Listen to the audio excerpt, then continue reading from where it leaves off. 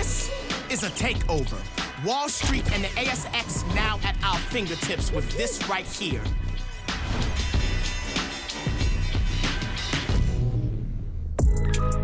This is Eagle Review. Don't forget Stake. They do stock portfolios online and with apps and stuff. Wow! Pretty tough Saturday night at the footy, to say the least. The Dogs have rolled into town, in pretty good form, mind you, and they've just unleashed. They've produced the biggest ever win over West Coast. So if you've got a Dogs supporter in your life, cut them off. You don't want to go near them for a while. And that's the second 100-point loss of the season, both on the home deck, and what started so brightly too. Let's take a look. 5 minutes into the game, and we get the perfect view from behind the goals. Nelson coming out of the back 50. He's pinpointing this pass. Redo pops up, says cheers, I'll take it from here, and he starts scanning corridor. Have a look at the brave ball use going on. The Bulldogs player just misses it, and we're off. We doubled them for uncontested marks in the first term, had great ball control. Winder to Waterman. Is he having a shot?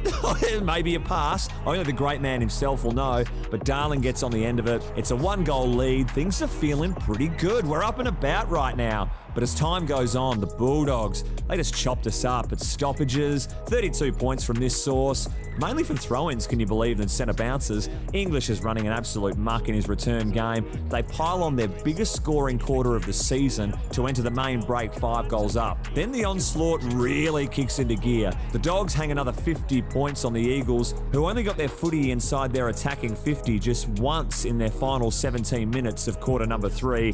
Then it's the 7-2 final term. We don't want to be reliving that anytime soon. The Bulldogs comfortably take the Chockies. Just a brutal way to end Sir Doug Nicholls' round, the home court edition. For West Coast, that's 7 straight losses by an average of 79 points. The 5th week in a row, they're sitting bottom of the ladder. Certainly not ideal areas. Let's hear from Simo after the game. It's disappointing, but small wins tonight in the first half. We're working on some stuff, and we saw glimpses of it in the first half. We've obviously got to get better, and with what we've got at the moment, we're struggling a little bit. We're getting some players back, but they're not going to be fully flying. So we need to get them through Waffle and get them fit as we can, and then throw them in the deep end. Some young players we got in there, some players we've recruited in the last 12 to 18 months that probably need a bit more time at Waffle. They're learning the hard way. We need to get healthy and fit, and we need to stick to our process. So we can't deviate. If you deviate every week, then you won't get anything out of this next 10 weeks. So we've got to learn the hard way. The game, the way it looked, the first quarter and the third quarter were stoppage related, and the second quarter and last quarter were turnover related, and they both married up to be a significant loss. So just when we address one thing, another thing will pop up, and we are not making any excuses for what's going on. We know where we're at and what we need to do. It's just not going to be quick. So we need to stay on task and pragmatic with it all. Not accept it, but understand we need to get better.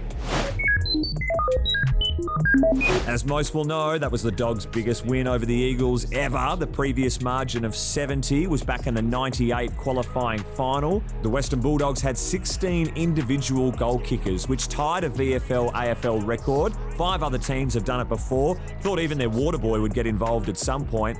These 2 teams are the worst scoring second quarter teams in the competition, with West Coast failing to win one this season. And an accurate 2-5 kept that stat alive on Saturday, while the Dogs chalked up 4-4 from their end. More devastating news from the medical room. Jeremy McGovern. He's been subbed out halfway through the second term, citing nerve damage. Got the feeling coming down through his legs, he reckons. He's had it before, so let's hope for a speedy recovery.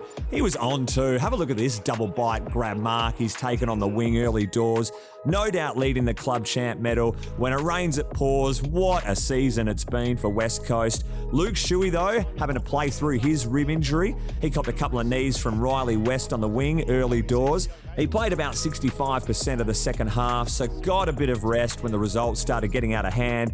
Knowing the Eagles' luck, he's probably got a couple of shattered ribs in there, but he's tough. Have no doubt he'll play through them for next week's game against the Crows.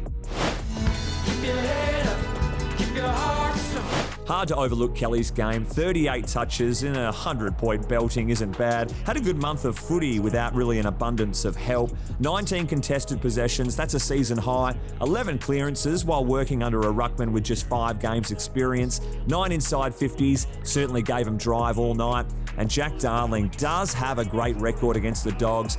He's popped up for a season-best 3 snags before halftime, finishes with 4 straight, so supreme accuracy. Strong hands, was hitting packs with confidence all night, and great defensive work as well. Seems switched on. Let's hope it's the turnaround game we're looking for JD. Do you believe in magic? Scooby-Dooby-Doo-Bop. Kelly's dribble goal from the pocket is right up there for the most skillful of the night, but didn't mind this one from Gaffey. You can see he's playing hobbled with the squad's limited availability, but still punches out a solid 28 disposals, and his best of the night coming from this little soccer effort. Does love his Premier League, and a fitting way to put through his first on the season. Hopefully he can stay out on the park and end the season well. How dare the Ark go upstairs and rob us of goals, even though the correct decision was made. Sweet getting his hand on this one. Not really the sweetest thing for Isaiah Winder. Great battle all night with TB and Norton, the latter kicking 4 goals, but the inside 50 count was fairly lopsided. TB almost getting some revenge with this attempted dangle. Harry Edwards denying that from happening. The end result, another Dogs goal. Young Harry is able to redeem himself a couple of minutes later with this desperate touch on the ball to prevent another goal. The post delivering him a fair smashing at the same time. Jack Darling almost getting Gaffey's leg broke with this incidental push of Bailey Williams into the All-Australian wingman. 2 Bailey Williams on the field at once, that's unbelievable. Norton, Keith, they're taking their goal celebrations to a whole new level. Speaking of the astronaut, his under-18 state teammate Jake Waterman would have enjoyed this little rundown moment late in the second term. The Dogs denied a goal by the quarter-time siren, but don't feel bad for him. I feel they're going to get enough to go round. The visitors also had a classic moment in the back 50 with this switch. Ryan Gardner has no idea he's about to get hit by the footy. JK can't believe his luck. Pounces, but nah, no good. Speaking of JK, one of the all-time greats, he's kicked some absolute crackers in his time. This would have been one of them, but instead almost knocks out the boundary umpire. And to finish, the 100-metre penalty against JK, dividing fans in living rooms. Rules are rules. The umpire deeming this was delaying the game, not allowing the Bulldogs player to run through and play on if he likes.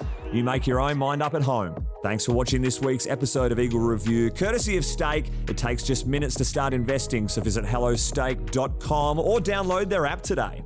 This is a takeover. Wall Street and the ASX now at our fingertips with this right here.